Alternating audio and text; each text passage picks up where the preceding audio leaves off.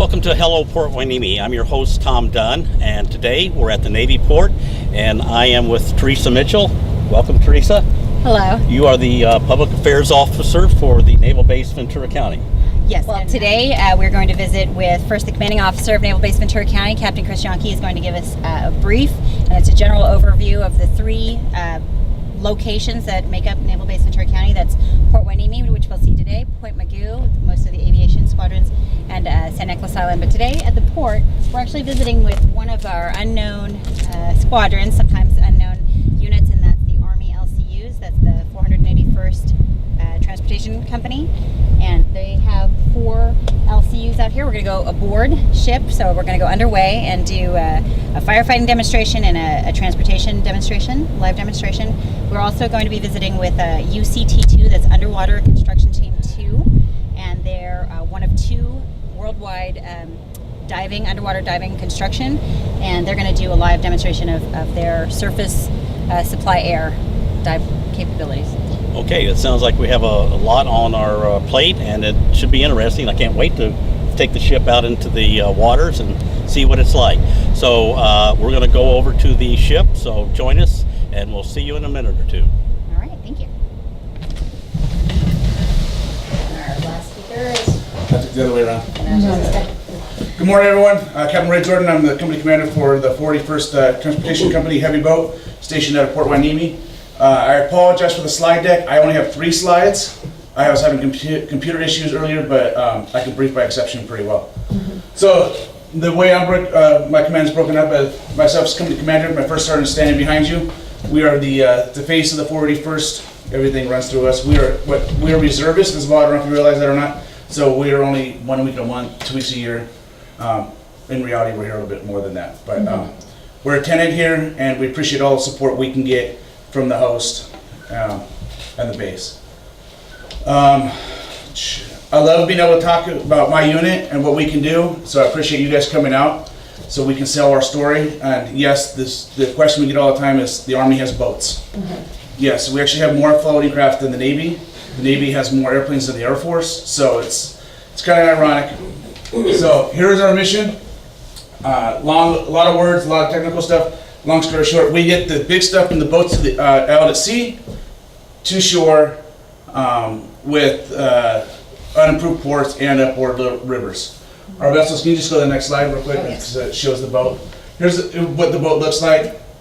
It's got the open bow. You can stab the ocean, the land, drop the bow, or you can get the rolling stock off, or you can do what's called lift on off the sides, where you lift the cargo off of the big MSC ships onto our boats. We take it from out to sea into shore.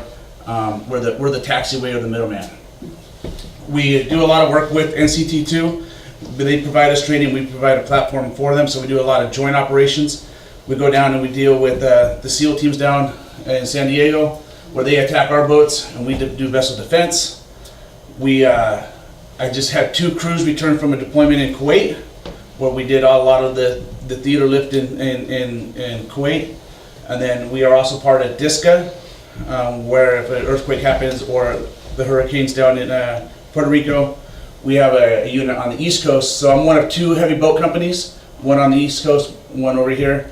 And then they were going to send a vessel down there to help with what I stated earlier about the ports were washed out, so they can't get the big cargo ships in. So they're going to use one of the boats on the East Coast, sail them down, and use it for that way. Are there any questions that I can answer at this time?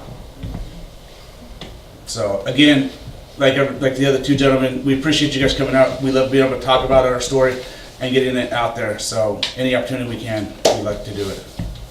And they're actually hosting a drill weekend this weekend? It is, yes, it's our drill weekend. So you won't see 149 soldiers on my side because we do rotational stuff. So I only have like 1.5 crews here, just for so we'd be on top of each other and everything else. So I know we have a sail plan for you if you want to partake in that, and then we have some fire drills, some drills that they'll do on the vessel at that time, and I know the dive team has some stuff for you guys planned as well.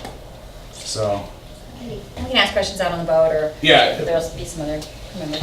I think we're gonna move out. Okay, cool. Hi, good morning, everyone. I'm Staff Sergeant Hall. I'm the bosun for this cell today. A few safety things that we're going to go over. If there is any type of emergency, emergency like a fire, and ship, fan overboard, I'm going to have everyone assemble up on the bridge behind the bridge.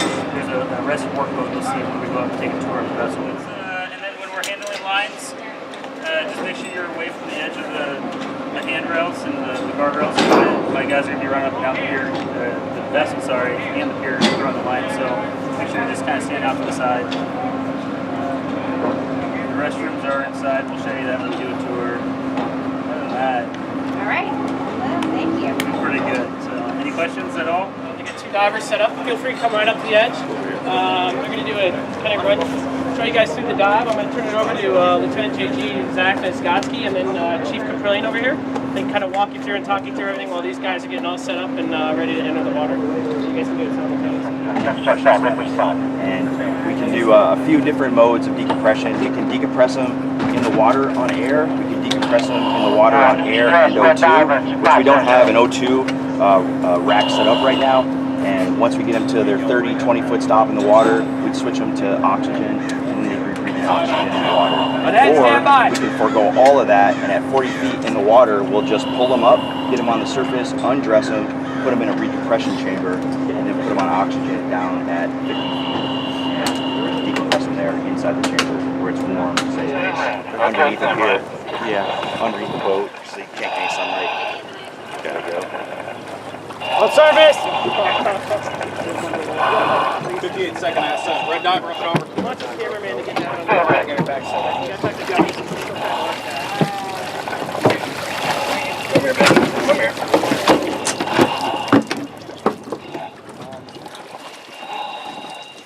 And make sure you get another guy to help him too. Red dot, run it over. Gotta have muscular calves to carry around those long shoes. Well, these this ladder system, we're just trying it out for the first time, so it's a little. The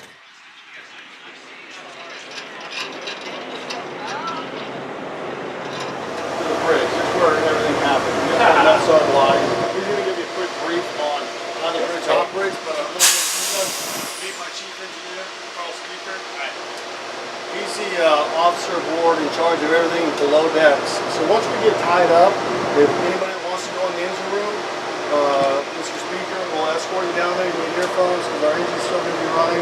So that'll be optional. There's 2 big engines and a whole tunnel space down there. And to your question about exercising on the boat, if we have exercise gear, that's where it is. And we try and do that because if we have a long on the way period, this is a small boat. There's not enough spaces or enough stairs to walk. So everybody doing okay? You guys were on the deck for a long time. Everybody good? Any water? Anything? Okay. All right. Our first class water. Okay, this is a bridge. I'll go over the equipment first. We got our chart plotters are here, which are exit system, which they're completely separate, redundant systems. So if one goes down, it doesn't affect the other one. Both systems only have one computer, and if it went down, drive while I'm talking here. So I get on my cell phone. We'll make So am I. Yeah. Both of us. Okay, go ahead. All right, I quit. So we have that. Then we have 2 different radars. One's a 3 centimeter. The other one's a 10 centimeter. Short range, long range. Back here is just called our GMDSS. It's an emergency radio system that ships are required to have. It has radio telex and MRSAT, so we're talking via the satellite system. In the back over here, we have a satellite system. We get satellite TV and internet and such. And we have 2 satellite systems. We have an elevator. That's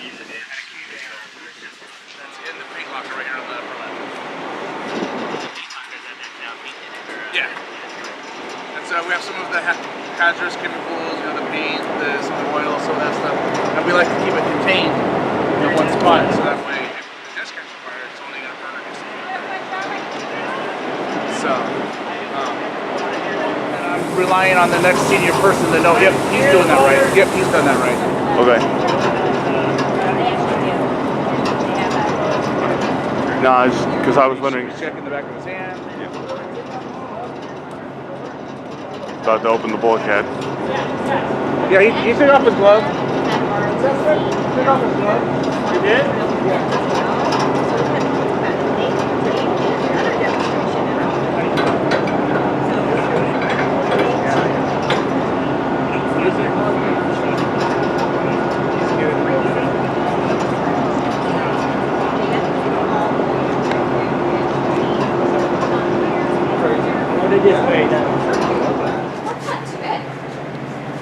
So this is the galley. This is where they will eat. Obviously, the cook prepare food here. Further back, it goes all the way back to the dry storage, and it actually goes fairly back. Our MWR, you've got to keep soldiers entertained at all times. So they'll have PlayStations, they'll have all that stuff, and actually we do get a TV. I don't know if it's rabbit ears or what, but sometimes they have TV going on in here. We have all the fine dining equipment, coffee, milk machine, toaster. But the cooks get very creative. And are they cooks by trade? They are. Oh, they are. So you can go underway with cooks. Yes. They are what we call 92 Golfs. They go to cook school, culinary school, and they go shopping. They go get they have their list, and they come and they make it. The best meal I had in Afghanistan was on a boat in Kuwait. Wow. So they get very they're really good at fish. So this is the the mess hall. Don't ever leave your hat on here, or it'll end up in a freezer. That's the air compressor system. That's how we operate our steam. That's off air. And start our engines off air. The tank there is our sewage system. So we're gonna collect all that stuff, can't send it overboard. So get it outboard. I'll take you in the bow thruster room. That's the engine that ends up unrated by that engine there. And then you have primary mover for this particular piece of equipment, and then also our emergency fire pump. This is our main fire pump.